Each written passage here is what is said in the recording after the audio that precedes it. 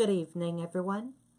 I'm Riley King, and welcome to my evening news report right here on the Riley King Network. Let's begin. Eversource appointed to oversee recovery efforts after fire's explosion in Mass.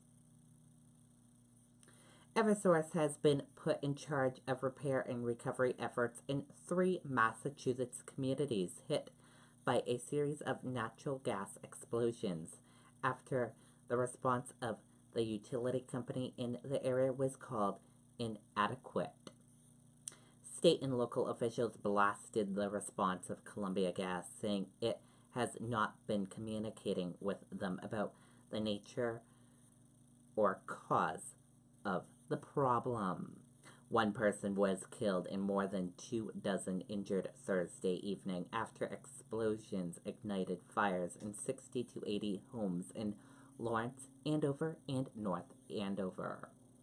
Neighborhoods were evacuated and residents in many areas are wondering when they can return home.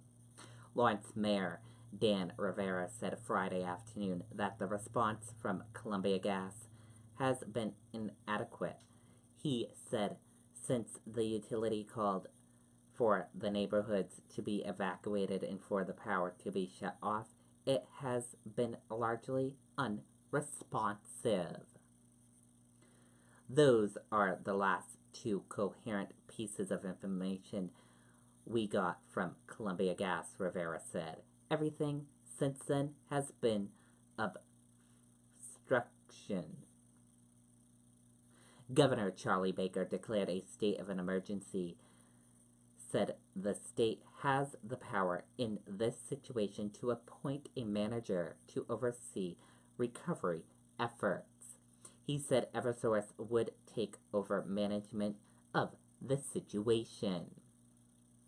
Officials said earlier in the day crews were going house to house in the affected areas to make sure each building was safe.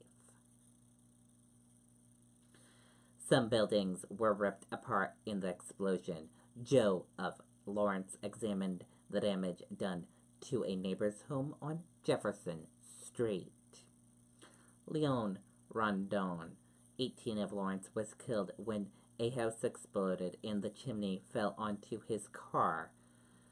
Friends told the Associated Press that he had just obtained his driver's license that day. Another 25 people were injured. Most of the injuries were described as minor, but some people had to be hospitalized. Officials blamed overpressured gas lines, but it's unclear what caused the high pressure.